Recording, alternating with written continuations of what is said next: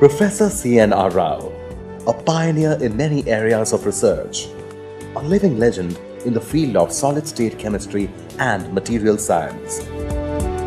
His work is extremely diverse and his creativity in science is prolific. A great team leader, a builder of great institutions, and a constant source of guidance to other people. He is a firm believer of providing a nurturing environment to other scientists. A true Indian at heart. Science, spirituality, and nationalism being his strongest source of inspiration in life. Professor Rao's achievement has been recognized all over the world. He is a recipient of all the topmost national and international awards and honors. He is the only Indian elected to all major scientific academies of the world. Many foreign universities had offered him attractive positions, freedom, and facilities to continue research in the field of his choice. He decided to stay in India. And I understand lately that he gets more than 2,000 citations a year. Many scientists in India won't get this kind of citations even for several years put together. I'm Indian. It was 1945, end of the Second World War, and the growing intensity of the Indian freedom struggle. Speeches of Pandit Nehru and Gandhiji had a deep impact on Professor Rao's mind. Those magical days inspired every patriotic Indian, and hence Professor Rao too. He actively participated in the freedom struggle. It is complete independence that we want. For those who have not met Nehru or not seen Nehru, they will not be able to understand the kind of magnetic personality he had. He was a great patriot and also a man with great vision.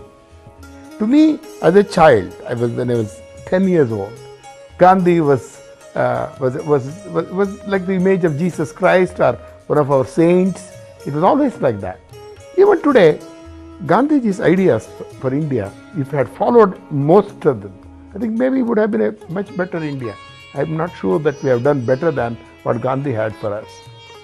A movement for merging more than 600 princely states with the Indian Union had started in pre-independence era. Mysore was one such state. Professor Rao was fully convinced about the cause of democracy in free India and joined some of the processions demanding freedom.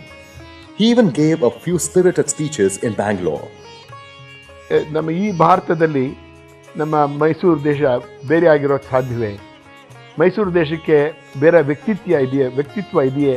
ಅಥವಾ does it have an individuality of its own without India, this state? So this is the kind of thing we used to talk about.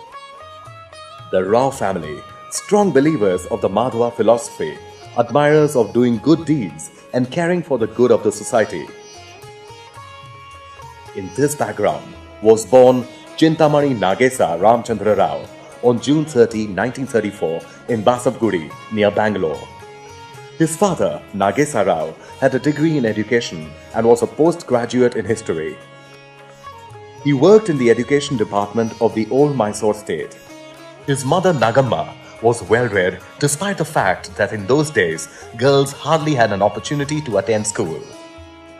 In 1944, he passed the lower secondary examination in first class. Later, he joined Acharya Pathshala for higher education. The excellent teachers of this institution made chemistry interesting. He passed high school examination in first class at the age of 13 in 1947. Professor Rao joined the Central College in Bangalore for BSc with physics, chemistry and mathematics as principal subjects. At the tender age of 17, he passed PSc in first class in 1951. In spite of spectacular performances in all examinations, Professor Rao hated them. He even suffered nightmares. I get up from my sleep because I get terrible bad dreams, actually, say, about exams. And these nightmares, I guess, somebody said you get it because you were successful in those exams. Otherwise, you won't get them. Even now I wake up suddenly think I'm going to take an exam for my school or BSc or some exam, and I get up and find that I'm no longer prepared. It is one of those things. Following his teacher's advice, he decided to go to Banaras Hindu University in 1951. The journey to Banaras acquainted him with the great socio-cultural and linguistic diversity of India. Banaras, now Varanasi, was a spiritual experience for Professor Rao. In his formative years, visit to the sacred place like ghats of the majestic Ganga and the Vishwanath temple influenced him immensely. A feeling of tranquility and peace was invariably experienced. When I first went to Banaras, I was a bit awed by that city. But slowly as time went on, I realized the essence of India is there. Even today it is so. You have to see Banaras in a different way. Even today in its temples, I think it is a tremendous place. It is not religious reasons alone. It is much higher than religious causes. So even today I feel wonderful when I go there. I go there whenever I can. And I also visit temples early in the morning, at 4 in the morning.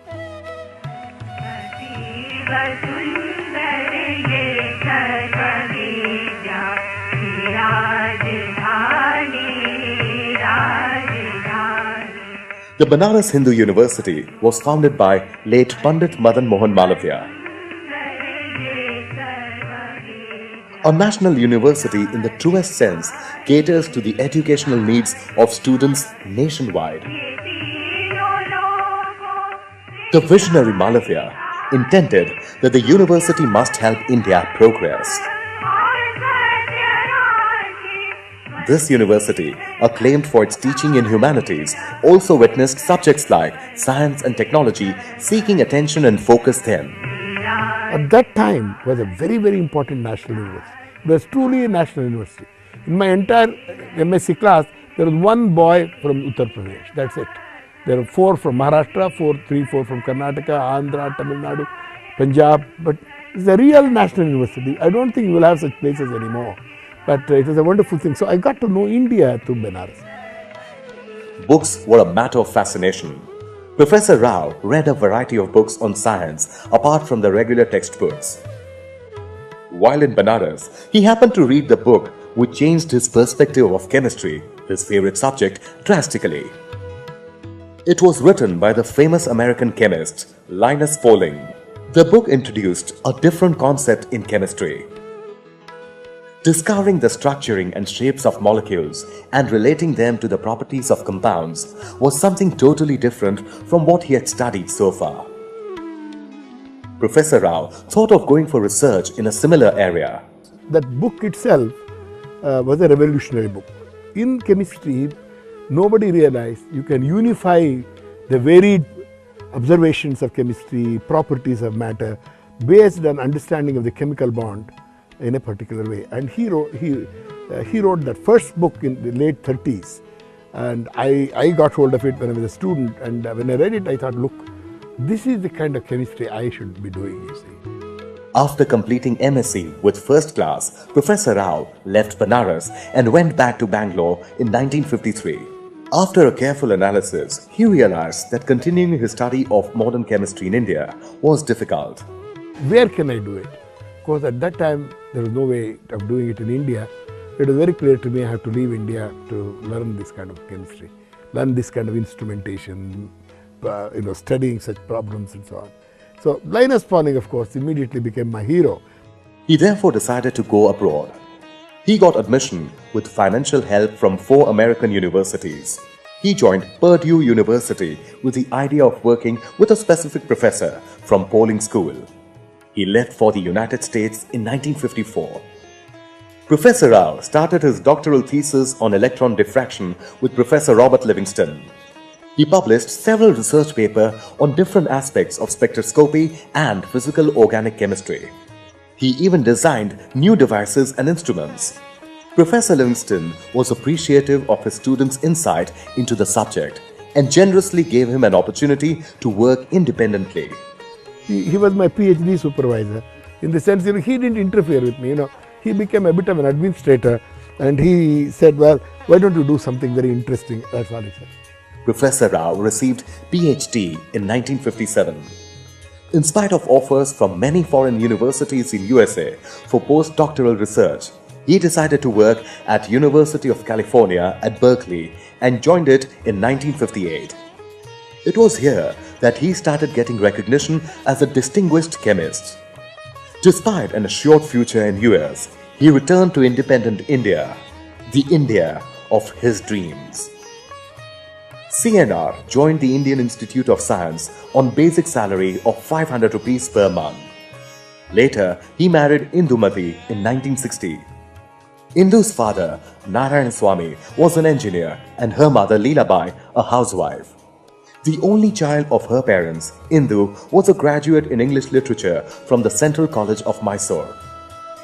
Indu always wished to marry someone who could provide an intellectual companionship. Like all young girls, when we used to talk about the type of person one would like to get married, I always used to say I want to marry a man who can be a challenge mentally, academically, and who would share a lot of interest with me, because I was always interested in music, reading and things like that. And it just so happened blessed, I should say. Rao joined IISc as a lecturer. He wrote a monograph on ultraviolet and visible spectroscopy using molecular orbital notations. In 1960, his first book, titled Ultraviolet and Visible Spectroscopy, was published. When Rao needed some references for his book, Sir C.V. Raman helped him get some journals from his personal library. The book was a major breakthrough. When I was writing my first book, I needed some references. Those references were all in Raman Institute. When I went to ask him, he said, oh yeah, sure, I will look for you. And he gave me, once he brought a book all the way by car, he came to my house and gave it to me. One morning, there was C.V. Raman bringing me a book. He was extraordinary. If he liked a person, if he thought you were a sincere person, he would go do anything for you. Professor Rao accepted an offer of associate professorship from the Indian Institute of Technology, Kanpur in 1963. Then the new institute in Kanpur with American support started, a new IIT at Kanpur, and with MIT, Purdue, Berkeley, Ohio State, Princeton, they were all MIT, they were all in Caltech, they were all involved in setting that up. And they offered me a faculty position. His entire work in Kanpur can be termed as a struggle to achieve excellence in a climate of mediocrity. His new idea for curriculum were encouraged and well supported by the then director of IIT, Dr. P.K. Kelkar, who made him head of the department. He, at the age of 29, here I was, he said, you will be the head of the department. And there are others actually, of course, a bit older than I am, maybe 5, 6 older, but they know you are going to be the head. And then, who does that? And then within 6 to 8 months, he may be a full professor. I went as an associate professor. Within a year over, I was made a full professor and head of the department. In addition to the introduction of a 2-year MSc course after BSc, he helped to start a new integrated 5-year MSc program. Besides establishing MTech and PhD courses, he made the material science research a major thrust area in the institute. His morale received a significant boost in the form of a personal letter from Sir C.V. Raman. And in fact, when he saw my second book, he wrote this big famous letter, everybody knows about that, saying, dear Dr. Rao, I've seen this book, I would like you to be a member of the Fellow of the Academy. If you have no objection, I will take the necessary steps, etc., etc. He nominated me, and at the age of 29, 30, I became a Fellow of the Indian Academy of Science because of him. In fact, that is my first recognition in life, in scientific world. In 1974, Professor Rao was invited to join the University of Oxford as Commonwealth Visiting Professor. It was Professor Rao's first visit to England and hence the first exposure to her people and culture. Though he returned to Kanpur, he was thinking of leaving the place. Satish Dhawan was a very good friend of mine who was a director in Bangalore. He said, no, don't go, you can't go. I have always been thinking of you. You should never have left Bangalore, you see. I knew him when I was here before. We were very good friends. He said, no, you must come back. What is it you want? What do you want? That's what he asked. I want nothing. I want the freedom to build a new kind of center, new kind of department in my area. So he said, okay, if that's what I think we can do that. So next thing you know, I got nothing much except a senior professorship to build a new department in chemistry. Once again, Professor Rao joined the Indian Institute of Science in 1976. In 1982, he was elected as the Fellow of the Royal Society, London. In 1984, he was appointed as the Director of Indian Institute of Science, Bangalore. During Professor Rao's tenure as Director, various activities in the institute expanded like never before. The Institute of Science, Bangalore itself, if you had seen the facilities that were available for scientific work in Institute of Science before he became the director, and 5 years after he was director, you would have noticed a sea change, a very major change, not ordinary change, not incremental change, because he worked for it. A unique feature of his style of administration was the open door policy. Known for his sharp memory, Professor Rao knew all the academic staff members and employees by their names. I never wrote a note to anybody as a director.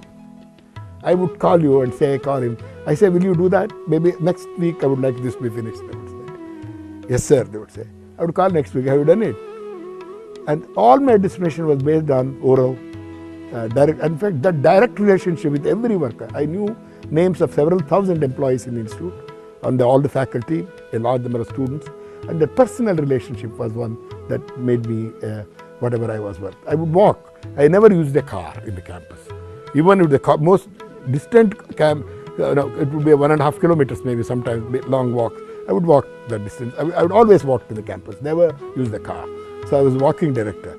If you look at all the scientists in India, all right, Professor Rao is the only one. You ask him about the directory of the most promising young scientists, writing down the names of top 100 young scientists of the country. I bet he's the only one who will be able to give you that. Professor Rao's contribution was honored at home and abroad during his term as director.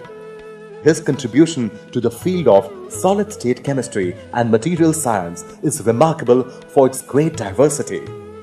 He has contributed a lot to the field of high TC superconductivity, to the field of transition metal oxides, the property and phenomena, structure, new materials, new oxides. So he has contributed immensely to those fields, and he is regarded very highly in the world for his contributions in these fields. He is a global pioneer who had designed and characterized several novel oxide systems. In materials chemistry, if we want to call it that way, in high TC superconductors, in magnetic materials like colossal magnetoresistance materials, in fullerenes, in carbon and other nanotubes.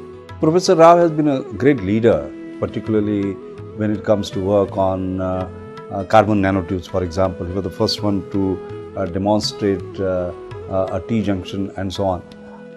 I believe that carbon nanotubes do have a tremendous technological future. We are still exploring its science, trying to understand why they work the way they do. But I'm quite sure that in large number of devices, they are going to play a very critical role. He is a role model with a combination of friendliness and guiding spirit for his pupils. I have grown to become from that student to a teacher, and continuously interacting with Professor CNR, who I continue to hold as my teacher. The value system that has really has rubbed on all of us and on me in some ways that I can possibly say. Usually he makes us collaborate with many people from various institutes with various backgrounds, which helps us not only in learning many techniques but also as a whole develops our personality. I have never found CNR on any day being absent from the department, not working continuously, not writing something. These are all great things. One of the things that always impressed me is the way he manages time for everybody. Like he has some 20 odd students, but still each and every student he will be meeting in alternate days. He's one person who can perform like 20 tasks at the same time, and the perfection in which he does it is just excellent. He remembers things very perfectly. Like for example, if you are having any discussion and some of the work has been previously done or something related has been done, he knows for sure who has done it, which year, and he promptly removes a book and he'll show us the exact page on which it has been done. And I believe I have tried to emulate that, particularly think and write and interact with the students, constantly interact with students. And this is a tradition. And I believe now, at least for one generation, it has been passed on. If any of my students were to become teachers and do the same thing, I think it is a tradition that has been passed on. The Jawaharlal Nehru Center for Advanced Scientific Research is a premier research institute in the country. It was established in 1989 to commemorate the birth centenary of Pandit Nehru, promoting intense scientific research and training at the highest level in frontier areas of science and engineering. Recognized as a deemed university by the UGC in 2002, the center maintains close academic collaboration with the Indian Institute of Science, Bangalore. Professor Rao, the founder-president of the center, held the office from 1989 to 1999. He is presently the honorary president of the center. I have seen that new center in Jaipur, which was all like ruins. Not a blade of grass, as we normally say, grew there. I mean, some stray. And today, it has such a verdant atmosphere. How? And it's also funded by Government of India to celebrate centenary of Jawaharlal Nehru. It's simple beauty. And the labs are also designed elegantly, and I know how hard he works in creating. It is entirely his creation. The center has 7 units for the study of chemistry and physics of materials, evolutionary and organismal biology and genetics, and theoretical science. The Educational Technology Unit is set up mainly to provide innovative educational material for the use of students and teachers. Professor Rao and Indumati Rao, along with their colleagues, are deeply involved in the functioning of the unit. The main purpose of this was to prepare interactive material both for children and teachers, because he felt that both the method of teaching and learning would be very different in the 20th century, and therefore it was necessary for us to provide some material available, make some material available, so that both the teachers and the students could use that. Learning science, of course you all are learning science. So for you may say, why is this learning science? Well, you may read science in the school, you may even pass an exam, you may get a degree, you may get a PhD, you may be a professor, but still you may not have learned science. That's the problem. Professor Rao could have easily got into the centers of power, but he stayed away and instead gave his counsel to the powers whenever required. Many scientific institutions and organizations are flourishing with the active participation, encouragement and guidance of Professor Rao. Well, I have worked actually with about 4 or 5 prime ministers closely. Mrs. Gandhi, I was much too young, but I worked with her. In the sense, I was in many committees, I used to know her. I was on science planning in the country as a member of many important national bodies or governing bodies of CSIR, where I used to see her all the time. And so the relationship was different. What I remember most about his SAC PM days is, first of all, his vision. He always thought ahead of his time. In fact, he would beat all of us in thinking. That was one. Secondly, his boldness. He did not mince words. I also have closely worked with him as a member of the Scientific Advisory Committee to the Cabinet. And I think when he chairs these kind of committees, you can see the breadth and depth of the knowledge that he carries with him. And he guides the deliberations of the committee in an extraordinary way, coming out of that very vast knowledge. He is not only that he keeps track of his own subject, he is very active in his own subject, but also he makes sure that he knows the overall development in science. He knows the overall developments in technology, the relationship to development. So there is something holistic about his understanding of science, technology and development. But on a one-to-one basis, very closely I worked with Rajiv Gandhi for 5 years. And even after he lost the election, I used to work with him because he was interested in a plan for India if we came back to power. What is very significant as a scientist, he is productive, he is absolutely well networked, so the scientific community all over the world knows about him, respect him, and they would like to have him in their groups periodically. So all that is, so that these are all the good hallmarks of a good scientist. About 40 countries with over 1.2 billion people are termed as the least developed countries. About 100 countries are placed in the category of the developing countries.